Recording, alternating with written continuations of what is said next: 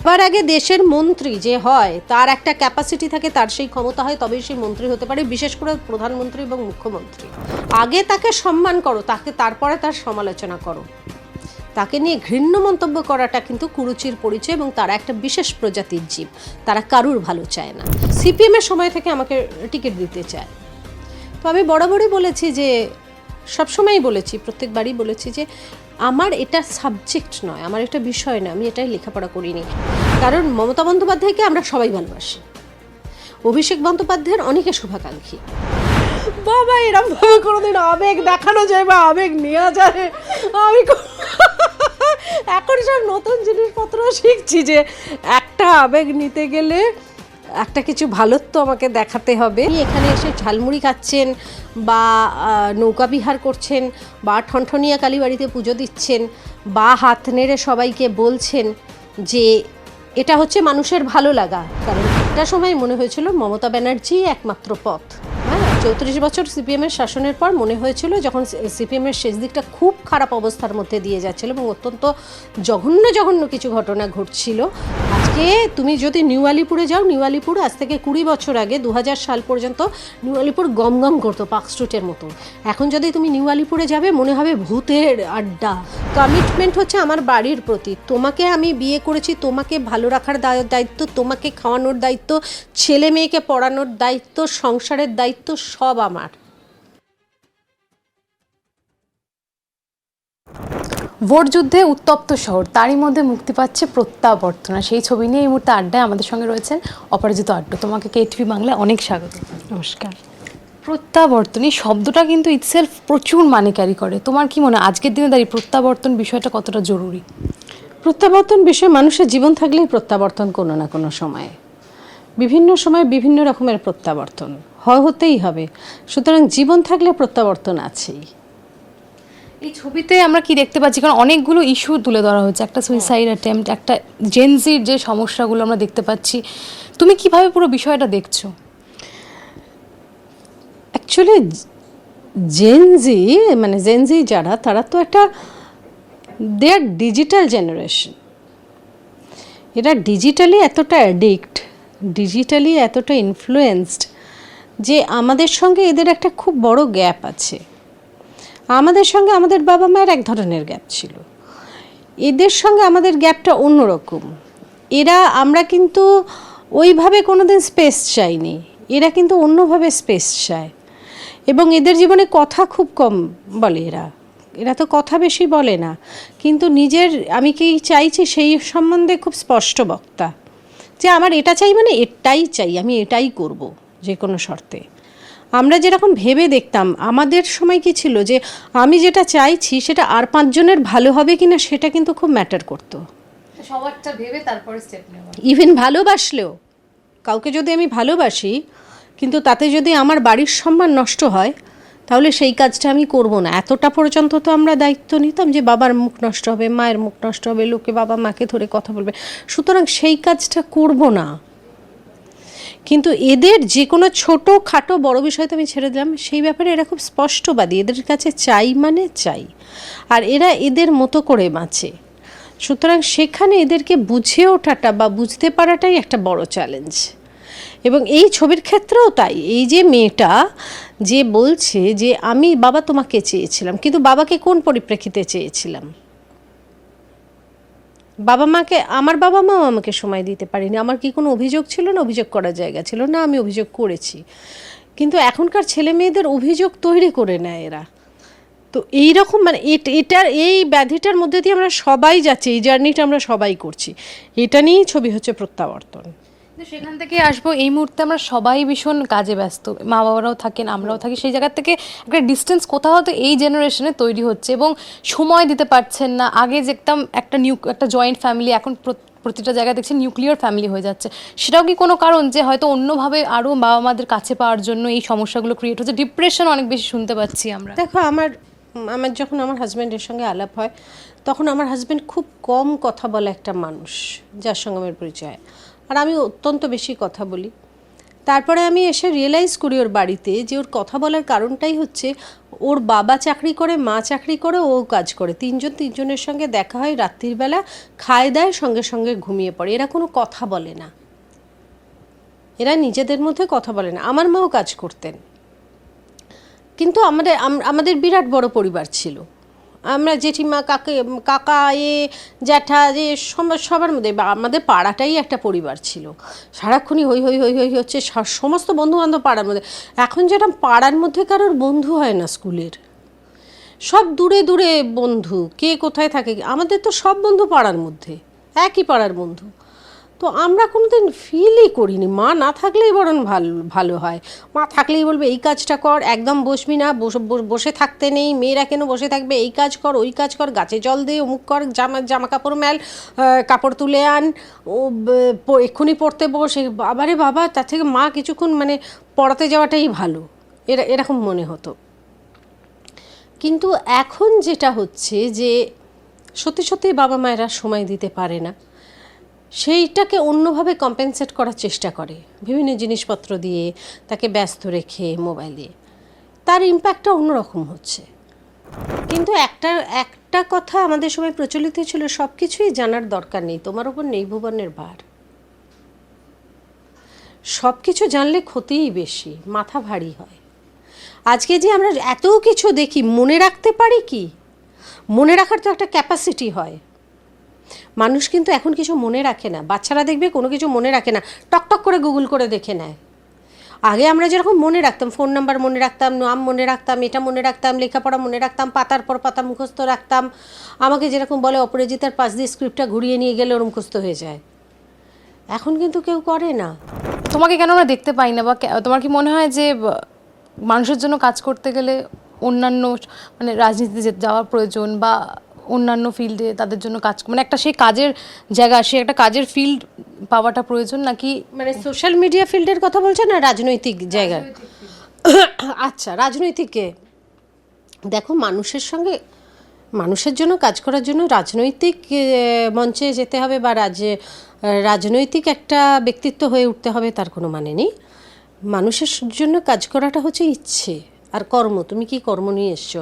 মানুষ শুধু নয়, জীবের জন্য, যে কোনো জীব, তার জন্য কাজ করার জন্য একটা মন লাগে এবং সেবা করার ক্ষমতা লাগে, এবং মনটাই হচ্ছে সব থেকে জরুরি, যে আমি তার। আর রাজনীতিতে যাওয়াটা হচ্ছে একটা মানে রাজনীতিতে যারা যায় তারা অবশ্যই যায় যে তার একটা পরিচিতি হোক, হ্যাঁ, তার হাতে অনেকটা ক্ষমতা আসুক, সেই ক্ষমতার দ্বারা হয়তো অনেককে সাহায্য করা যায়। আমি যখন একজন ইন্ডিভিজুয়াল হিসেবে কাজ করছি, আমার ক্ষমতা খুব সীমিত। বলি সমাজ মাধ্যমে প্রচুর কমেন্টস আসে এই মুহূর্তে, প্রচুর মন্তব্য চারিদিকে। আমরা দেখেছি এই কিছুদিন ধরে মুখ্যমন্ত্রী মমতা ব্যানার্জিকে নিয়ে প্রচুর কুরুচিকর মন্তব্য দেখা যাচ্ছে। কি বলবো, যেহেতু সমাজ মাধ্যমের একটা পজিটিভ ইম্প্যাক্টও রয়েছে, আমরা অনেক কিছু জানতে পারছি, আমরা অনেক বিষয় প্রতিবাদ করতে পারছি, এবং তোমরাও যারা একটা পাওয়ার হোল্ডার জায়গায় রয়েছে, তোমরা অনেক বিষয়ে কথা বলতে পারো, মানে পাবলিক অবধি পৌঁছাতে পারো, কিন্তু সেখান থেকেই আবার বহু বিষয় এবং সিএমকে মানে কুরুচিকর মন্তব্য করা হচ্ছে এবং বিভিন্ন রকমের মিমস বানানো হচ্ছে। এই বিষয়ে মিম কালচারটাকে কিভাবে দেখছো? অ্যাকচুয়ালি ওই কমেন্ট বক্সটা হচ্ছে একটা আবর্জনা, ওটা একটা ডাস্টবিন, এবং ডাস্টবিন মস্তিষ্ক সম্পর্কিত লোকেরাই ওখানে মন্তব্য করে থাকে, সবার কথা আমি বলছি না, তার মধ্যে অনেক সুমন্তব্যও থাকে। যারা কুমন্তব্য করে থাকে তাদের মাথাটা, আমি বললাম না তুমি যেরকম ফিট করবে, ব্রেন হচ্ছে সুপার কম্পিউটার, তাদের মাথাটা আবর্জনায় ভর্তি এবং তারা আবর্জনায় দেখে। সমালোচনা খুব হেলদি জিনিস, সমালোচনা কিন্তু খারাপ কিছু হয় না, কিন্তু সমালোচনা করা মানে কাউকে পার্সোনাল অ্যাটাক করা নয়, কাউকে নোংরা কথা বলা নয়। সমালোচনা তো করতেই হবে। আমি বলছি আমি গণতান্ত্রিক সমাজে বাস করছি, এবং আমি একটা মুখ খুললেই তখন আমাকে প্রচণ্ডভাবে অ্যাটাক করা হচ্ছে, আমাকে ব্যান করে দেওয়া হচ্ছে, আমাকে একঘরে করে, তার মানে তো সেটা গণতন্ত্র নয়, তার মানে এটা আমি ভুল একটা জায়গায় আছি। সুতরাং সমালোচনা তো করতেই হবে, সমালোচনা খুব হেলদি বিষয়। ওই যে মিম বানানো, এগুলোকে আমি ঘৃণা করি, এগুলো কোনো মানুষের পরিচয় নয়, এরা একটা ঘৃণ্য প্রজাতি যারা এটা করে থাকে, যার সম্বন্ধেই করুক। সবার আগে দেশের মন্ত্রী যে হয় তার একটা ক্যাপাসিটি থাকে, তার সেই ক্ষমতা হয়, তবেই সেই মন্ত্রী হতে পারে, বিশেষ করে প্রধানমন্ত্রী এবং মুখ্যমন্ত্রী। যারা হয় তারা সবসময় মানে বন্দিত, কারণ তাদের সেই ক্যাপাসিটি আছে, তাদের সেই লড়াই করার ক্ষমতা আছে, তাদের সেই জায়গা আছে, তবে তারা ওই জায়গা। আগে তাকে সম্মান করো, তারপরে তার সমালোচনা করো। তাকে নিয়ে ঘৃণ্য মন্তব্য করাটা কিন্তু কুরুচির পরিচয়, এবং তারা একটা বিশেষ প্রজাতির জীব, তারা কারুর ভালো চায় না। আজকে যে সরকারই আসুক, যে মানুষই আসুক, যেই হোক না কেন, তারা ওই কাজটাই করবে, কারণ তাদের মানসিকতাটাই ওটা। তো সেখান থেকেই এই যে পুরো রাজনীতির বিষয়টা এখন টলিউডে ঢুকে গেছে। আমরা দেখছি প্রতিটা আর্টিস্ট, মানে প্রায় 80% আমরা বলতে পারি যে তারা প্রচার করেছেন, প্রচারের সঙ্গে থেকেছেন। এবং কি বলবে, এই যে এটা কি কোথাও চাপিয়ে দেওয়া নাকি স্বেচ্ছা, তোমার কি মনে হয়? না, চাপিয়ে দেওয়া না, চাপিয়ে দেওয়া হলে তো আমাকেও চাপিয়ে দিত, কারণ আমাকে নিশ্চয়ই হ্যাঁ হ্যাঁ হ্যাঁ হ্যাঁ আমাকে দেখো, আমি যখন মানে সিপিএমের সময় থেকে আমাকে টিকিট দিতে চায়, তো আমি বরাবরই বলেছি যে, সবসময়ই বলেছি, প্রত্যেকবারই বলেছি যে আমার এটা সাবজেক্ট নয়, আমার এটা বিষয় না, আমি এটাই লেখাপড়া করিনি। এই সাবজেক্টটা তাদেরই হওয়া উচিত যারা এটাকে যাপন করেছেন। আমি যেরকম অভিনয় জীবনটা যাপন করেছি 30 বছর ধরে, সেরকম রাজনৈতিক জীবনটা যারা যাপন করেছেন, যারা মানুষের সঙ্গে পড়ে থেকেছেন, যারা কাজ করেছেন, যারা নিচে থেকে জানে যে এই এলাকার মানুষের কী মানসিকতা হতে পারে, কোথায় ভালো হতে পারে, কোথায় খারাপ হতে পারে, কোথায় লুফলস আছে, কোথায় কাজ করলে ঠিক হবে, যাদের একেবারে জানা, তারাই কিন্তু কর্তৃত্ব করে, তাদের সামনে একটা মুখ রাখা হয়, এবং তাদেরই করা উচিত। আমি যেরকম, যারা প্রচার করেছে তারা স্বেচ্ছায় প্রচার করেছে, কারণ মমতা বন্দ্যোপাধ্যায়কে আমরা সবাই ভালোবাসি, অভিষেক বন্দ্যোপাধ্যায়ের অনেকে শুভাকাঙ্ক্ষী, সুতরাং যারা করেছে তারা স্বেচ্ছায় করেছে, এবং কিছু লোক পার্টিটা করতে চায়, এই পার্টির সঙ্গে যুক্ত, ওতপ্রোতভাবে যুক্ত, তারা করেছে, ঠিক আছে। যারা করেনি, কিন্তু এখানে কোনো অত্যাচার, কোনো জোর করাকরির তো কোনো ব্যাপার ছিল না। সেখান থেকে এই প্রশ্নটা আসছে যে এখন রাজনীতিতে যে কোনো দলে যোগ দিতে গেলে কিছু জানতে হয় না, এখন তো প্রত্যেকেই আসছে রাজনীতিতে, মানে এই বিষয়টা নিয়েও কি বলতে চাই? দেখো, জানতে হয় না, তুমি কি সায়নীকে বলবে সায়নী কিছু জানে না? তাহলে এটা মানে স্বস্তিকা মুখার্জি নিজে বলেছেন যে এখন তো রাজনীতিতে যোগ দিতে গেলে কিছু জানতেই হয় না, মানে সবাইকেই দেখছি যোগ দিতে, মানে এই বিষয়ে তোমার কি মন্তব্য? মানে অনেকে হয়তো সত্যিই অনেক কিছু জানে না, প্রথমে কিছু জানে না, কিন্তু গিয়ে অনেক কিছু শিখে যায়, বুঝে যায়, এটা একটা। আর দ্বিতীয় কিছু কারো রাজনৈতিক ইন্টারেস্টও থাকে, তার লেখাপড়াও থাকে, যেরকম আমার সায়নীর ক্ষেত্রে খুব মনে হয় যে সায়নীর অনেক অধ্যাবসায় আছে, এই যে আর রেগুলারও কাজ করছে, এবং এই যে প্রফেশনটাকেও বেছে নিয়েছে, সেটার প্রতি ওর যথেষ্ট দখল আছে। কোথায় কোথায় শ্যুট হয়েছে একটু বলে, এবং যেমনটা বললাম যে ডিপ্রেশন থেকে শুরু করে বহু বিষয় তুলে ধরা হয়েছে, তবে ডিপ্রেশন নিয়ে কিন্তু আজও মানুষ সামনে আসতে পারে না এবং কথা বলতে লজ্জা পায়, কারণ ডিপ্রেশন মানে পাগলের ডাক্তারের কাছে যাবে, এই বিষয়টা এখনো একটা সেই ট্যাবু থেকেই গেছে। কি বলতে চাইবে? প্রথম কথা, পুরুলিয়ায় শুটিং হয়েছে, অনেকটা অংশ কলকাতাতেও হয়েছে, খুব দারুণ লোকেশন ছিল যেখানে শ্যুট হয়েছে। দ্বিতীয় কথা হচ্ছে, ডিপ্রেশন এখনও পর্যন্ত অনেক ফ্যামিলি আছে যারা ডিপ্রেশনটাকে মানতেই চান না, বলতে লজ্জা পায়, কি যেরকম কেউ যদি কোনো পুরুষ যদি খুব মহিলা সুলভ হয়, হ্যাঁ, বা কেউ যদি কোনো মেয়ে যদি খুব তার পুরো মানে সে যদি নিজেকে পুরুষ মনে করে, সেটাও তো একটা সময় পর্যন্ত তারা সামনে আনতে, বা এখনও অনেকে আছে যারা সামনে আনতে ভয় পান বা লজ্জা করে তাদের ওই সত্তাটাকে। সুতরাং ডিপ্রেশনও এমন একটা জিনিস যেটা অনেকের মধ্যেই হয়, কিন্তু তারা ভাবে যে এইখান থেকে আমি কোনো সহানুভূতি পাবো না, আমাকে কেউ বুঝবে না, আমারটাকে খুব হালকা করে দেখবে, বা আমাকে নিয়ে কৌতুক করা হবে, সেটার জন্যই হয়তো সামনে আনতে পারে না। আরও একটা বিষয় যেটা এই মুহূর্তে সোশ্যাল মিডিয়া জুড়ে চাড়া দিয়েছে, যে প্রধানমন্ত্রী এসে নানা জায়গায়, এটা বলা হচ্ছে বাঙালির আবেগকে ইউজ করে একবার নৌকা বিহারে যাচ্ছেন, একবার ঝালমুড়ি খাচ্ছেন, সেটাকে পয়েন্ট হিসেবে নোট করছেন যে ঝালমুড়ি খাচ্ছি, বোটিংয়ে যাচ্ছি। এটা নিয়ে কি বলতে চাইবে, যে এই যে মানুষের আবেগটাকে কয়েন করে একটা প্রচারের রাস্তা বানানো, এটা নিয়ে কি বলতে চাইবে? প্রধানমন্ত্রী নৌকা বিহারে গেছেন, তাতে মানুষের আবেগটা কিভাবে কাজ করলো? যে এই যে একটা মানে বাঙালির ইমোশন, একটা প্রিন্সেপ ঘাট, গঙ্গা, অন্যদিকে ঝালমুড়ি।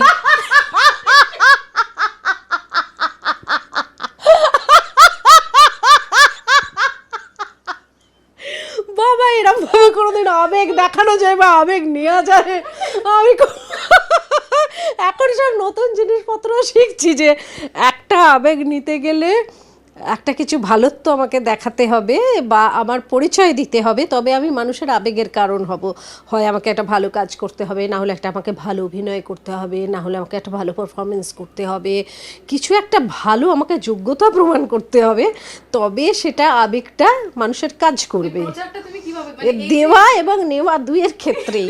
এবার প্রধানমন্ত্রী যদি আমাদের এখানে এসে নৌকা বিহার করেন, সেটা অবশ্যই আমাদের কাছে খুব গর্বের যে আমাদের জায়গাটা উনি এত সুন্দর করে পরিদর্শন করেছেন।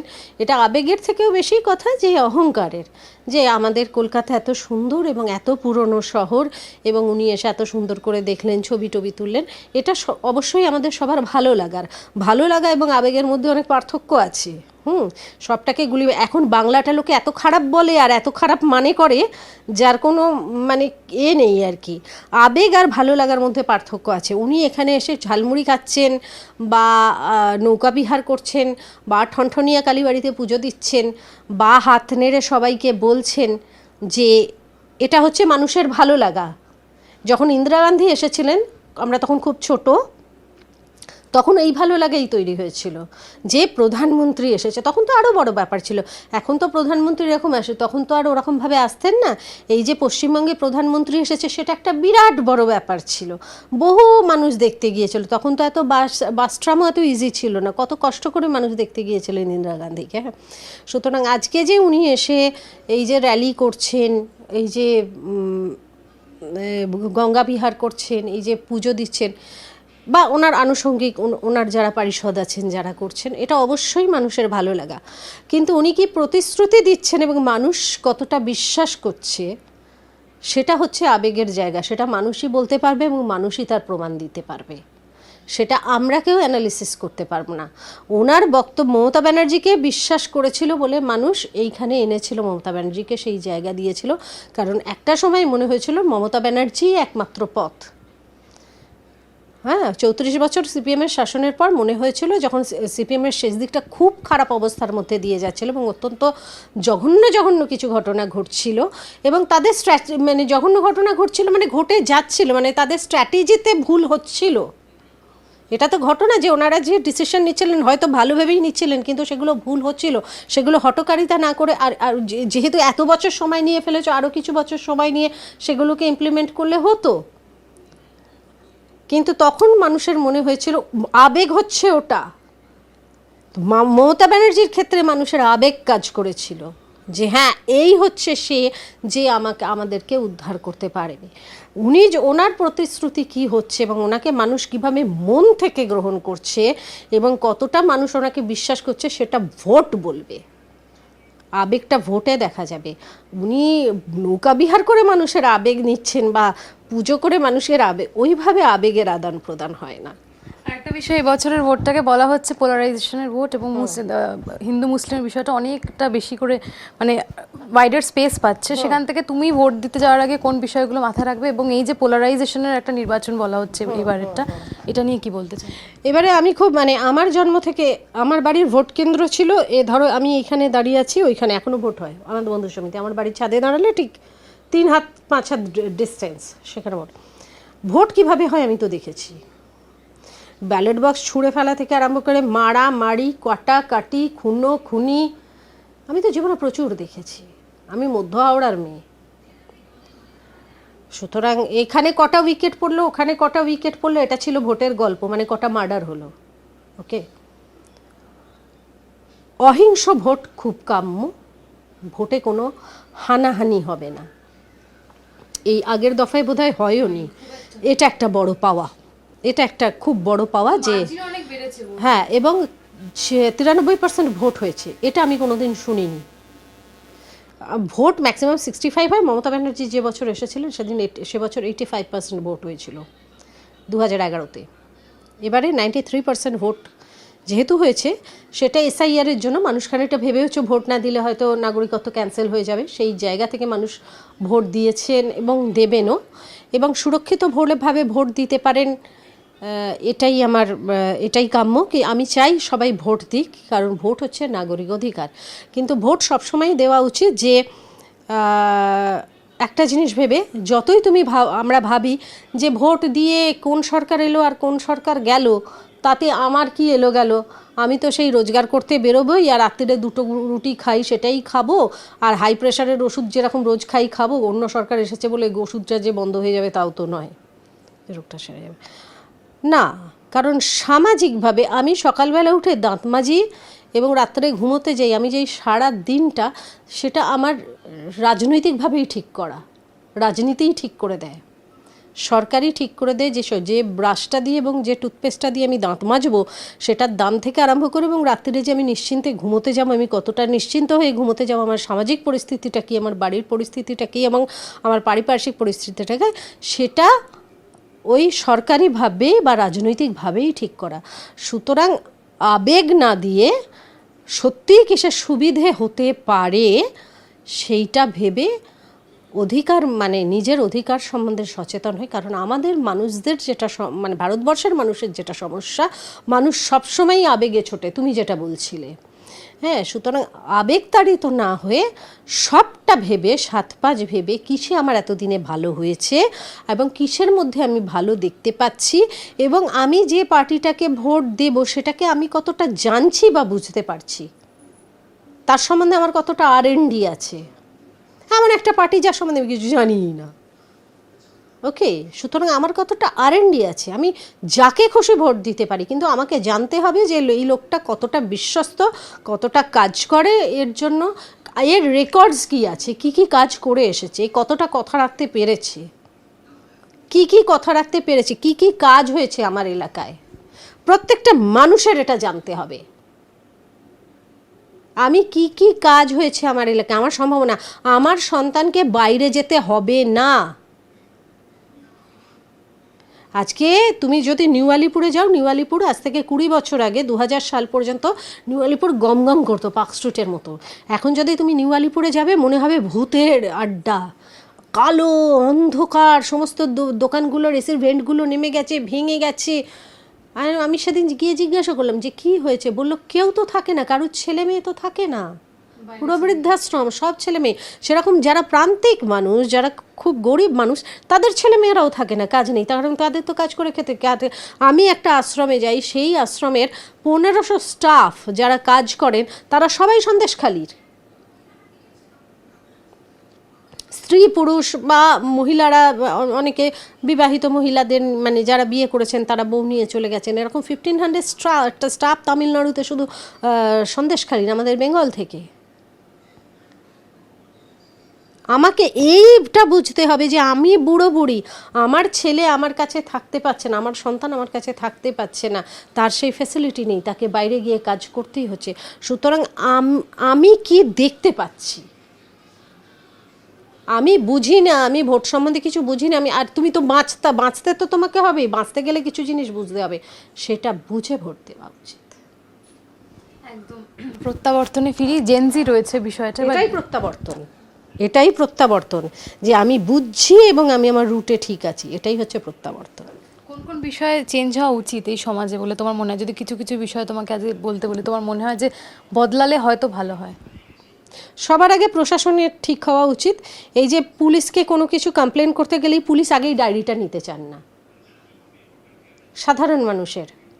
তোমার বর ঠেঙিয়েছে, তুমি এফআইআর করতে যাবে, উনি বলবেন যে না নেওয়া তো যাবে না, কেন, কি দরকার, আপনি এমনি বুঝে ঠিক করে নিন না।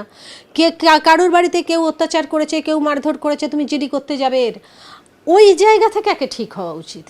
এলাকার মানুষ এসে আমাকে শাসিয়ে যাবে, আমি পুলিশের দ্বারস্থ হব, পুলিশ আমাকে এমন একটা জম্বির মতো ভাব করে থাকবে যেন কিছুই জানে না, তাকে ওপর থেকে বলে দেওয়া আছে। এই সামাজিক ব্যাধিগুলো তো হয়ে আসছে, আমি তো আজ থেকে নয়, জন্ম থেকে দেখে এসেছি, এর তো ছবিটা পাল্টায়নি। সুতরাং মানুষ যতক্ষণ না সুরক্ষিত হচ্ছে, এবং কবে হবে আমি জানি না, এবং কোন পার্টি এলে হবে আমি জানি না, বা যে এক্সিস্টিং পার্টি আছে তারাও কতটা এবার মন দেবেন আমি জানি না, দেওয়া উচিত। কারণ আমি মমতা ব্যানার্জিকে ভীষণ ভালোবাসি এবং ভরসা করি, তার উত্তরসূরিরাও যারা আছেন তারা কতটা এই ব্যাপারটা বুঝছেন এবং ভরসা করছেন আমি জানি না। সুতরাং যারা মনে করছেন আমিই রাজা, আমি সরকার, প্রত্যেকে মনে করছে আমিই রাজা, তাদের সচেতন হওয়া উচিত। এবং তোমাদের এটা বুঝতে হবে তোমাদের মানুষ নিয়ে কাজ, মানুষ নিয়ে কাজ, মানুষের ভালো যায়। নিয়মের জন্য মানুষ তৈরি হয়নি, মানুষের জন্য নিয়ম তৈরি হয়েছে। সুতরাং রেগুলার একটা করে নিয়ম তৈরি করে তোমরা মানুষের শিকার বানাতে পারো না। সুতরাং যার যেটা কাজ তার সেটা করা উচিত, এবং সেটা যদি সুস্থভাবে হয় এবং সত্যি সত্যি যদি আমাদের পরের জেনারেশনের কাজের ব্যবস্থা করা যায়, তারা যদি আমাদের সঙ্গে থাকতে পারে, সেটা একটা। এবং মহিলাদের সুরক্ষা, যেটা ভীষণভাবে দরকার, মহিলাদের সুরক্ষা, বাচ্চাদের সুরক্ষা, চাইল্ড ট্রাফিকিং। সেখান থেকে আর্টিস্টরা কি সুরক্ষিত? আমরা দেখেছি কেউ সুরক্ষিত না। আর্টিস্টরা কোথায় সুরক্ষিত? আর্টিস্টদের চিত্র দেখতে পাচ্ছ না? সেখান থেকে আসছিলাম যে রাহুল অরুণোদয় বন্দ্যোপাধ্যায় শুটিং করতে গিয়ে তলিয়ে রাহুল গিয়েছে। অরুণোদয় বন্দ্যোপাধ্যায় শুটিং করতে তলিয়ে গিয়েছে, এটা তো একটা ঘটনা, এটা একটা অ্যাক্সিডেন্ট। কারণ কিছু জিনিসের ভুল আছে, সেই জন্যই হয়েছে ঘটনাটা। কেউ দোষ স্বীকার করছে না, কিন্তু কিছু জিনিসের ভুল আছে। উপরে যখন ড্রোন চলছে তখন 100 মিটার ফাঁকা, 100 মিটার ফাঁকা একটা এরকম এর মধ্যে, যেখানে যখন তখন জল বেরিয়েছে, একজন আর্টিস্ট দাঁড়িয়ে আছে, তার পক্ষে রিস্ক, সেটা অন্য কেউ বুঝছে না, ভেবেই দেখেনি কেউ। কোনোদিন এই ঘটনা ঘটেনি বলে কারোর মাথাতেও আসেনি।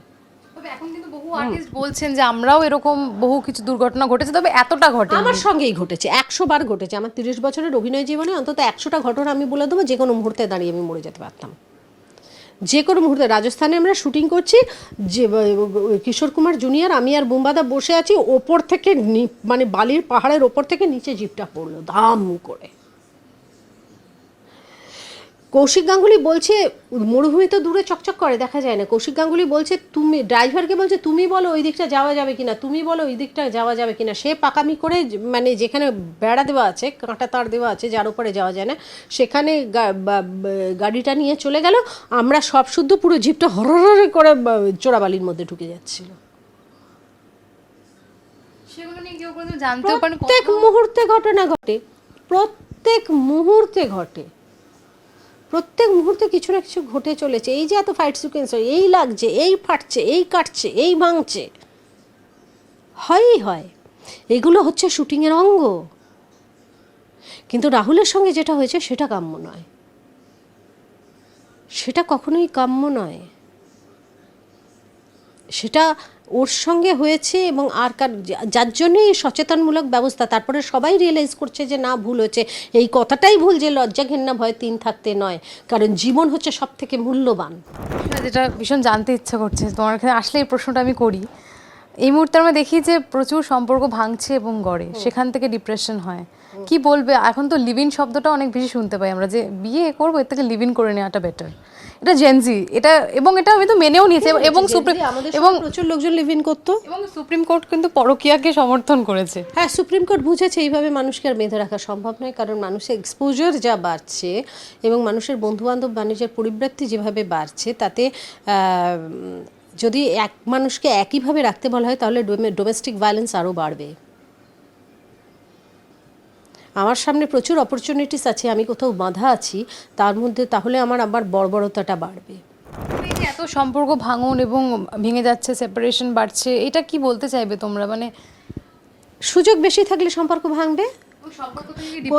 কোথাও তো লেখা নেই যে সম্পর্ক থাকতেই হবে। সবেরই এক্সপায়ারি আছে, আমরা জোর করে টেনে নিয়ে যাই। এক্সপায়ারি ডেটের ওষুধ খেলে কি হয়? কেউ মরে না, তার গুণ কমে যায়। আজ পর্যন্ত কেউ খুব একটা শোনা যায়নি যে এক্সপায়ারি ডেটের ওষুধ খেয়ে মরে গেছে। হয় ওষুধটা কাজ করে না, না হলে অম্বল হয়, গা বমি হয়, সাময়িক শরীর খারাপ হয়, আর না হলে ওষুধটা কম কাজ করে। সুতরাং সমস্ত কিছুর এক্সপায়ারি আছে, সম্পর্কেরও এক্সপায়ারি আছে। যে কোনো সম্পর্কের, বাবা মাই কারোর চিরকাল থাকে? সুতরাং যে কোনো সম্পর্ক, আমি যদি ভাবি যে আমাকেই ভালো লাগবে সারা জীবন, হেমা মালিনীকেও কারোর সারা জীবন ভালো লাগে না, ঋত্বিক রোশনকেও ছাড়ার লোক আছে। কমিটমেন্টটা কোন জায়গায়? কমিটমেন্ট ওইটুকুই, তোমার সঙ্গে আমার যতদিন, commitment is separate thing. Commitment, দেখো, কমিটমেন্ট আর তুমি যে সম্পর্ক, মানে ভালো লাগা ভালোবাসার যে সম্পর্ক বলছো, দুটো কিন্তু আলাদা। কমিটমেন্ট হচ্ছে আমার বাড়ির প্রতি, তোমাকে আমি বিয়ে করেছি, তোমাকে ভালো রাখার দায়িত্ব, তোমাকে খাওয়ানোর দায়িত্ব, ছেলে মেয়েকে পড়ানোর দায়িত্ব, সংসারের দায়িত্ব, সব আমার। সেই দায়িত্বগুলো আমি করব, কমিটমেন্ট। তার মানেই যে আমি তোমাকে সারা জীবন একইভাবে ভালোবাসতে পারবো তা কিন্তু নয়। সেটা যদি আমি দেখানোর চেষ্টা করি, তার মানে আমি মিথ্যাচার করছি। একদম শেষ করতেই হবে। প্রত্যাবর্তন যদি বলি, তোমার জীবনে কোন বিষয়গুলো বদল আনতে আজকে চাইবে, বা না হলেও ভালো হতো মনে হয়, তাহলে সেগুলো কি হবে? আমার জীবনে যা হয়েছে, খারাপ তো প্রচুর হয়েছে এবং সবেরই দরকার ছিল। প্রেম থেকে আঘাত পেয়েছে? হ্যাঁ, প্রেম থেকে আঘাত পেয়েছি। বেরিয়ে কিভাবে এসেছে? তখন এত ছোট বয়সের প্রেম, তখন রিয়েলাইজই করিনি ওটা প্রেম। ওটা প্রেম মানে চিঠি সুরে কেউ আমাকে উপেক্ষা করলো, এগুলো জীবনে মানে কোনো ধরাছোঁয়ার পরে, তারপরে জীবনে যা যা সিচুয়েশান এসেছে, সংসার জীবনে যা যা আঘাত কাছের মানুষদের থেকে পেয়েছি, সেগুলো কোনোটাই প্রেম সংক্রান্ত নয়।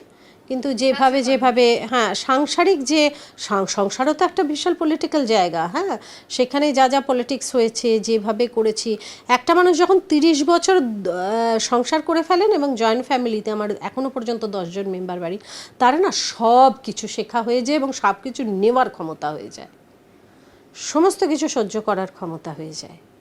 সুতরাং ওটাই আমার জীবনের প্রত্যাবর্তন। যতবার আমি হেঁটে গেছি, যতবার আমার মনে হয়েছে যে এটা ঠিক হলো না, ততবারই আমি বলেছি এটাই জীবন, এটাই সংসার, ওটাই প্রত্যাবর্তন। 1 মে আমাদের হলে রিলিজ হচ্ছে প্রত্যাবর্তন, এবং আমরা আরেকটা প্রত্যাবর্তনের মধ্যে দিয়ে যাব 4 তারিখ, আশা করা যায়।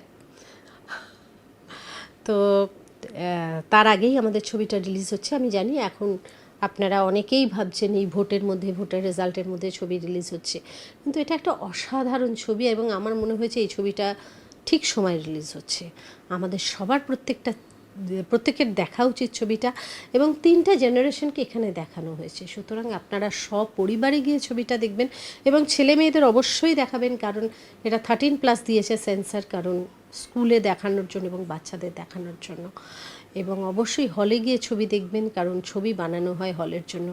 আপনারা যদি হলমুখী হন, তাহলে এই যে নতুন প্রডিউসাররা আসছেন, যারা এত ভালো প্রডিউসার, অভিজিতের মতো যারা কাজ করছেন, এবং সমর্পণের মতো ডিরেক্টর, যাদের প্রথম ছবি এত সুন্দর বানিয়েছেন, তারা আরও ভালো ছবি করে আপনাদের উপহার দেওয়ার সাহস পাবে। সুতরাং অবশ্যই 1 মে ছবিটি রিলিজ হচ্ছে, হলে গিয়ে ছবিটি দেখবেন এবং জানাবেন কেমন লাগলো।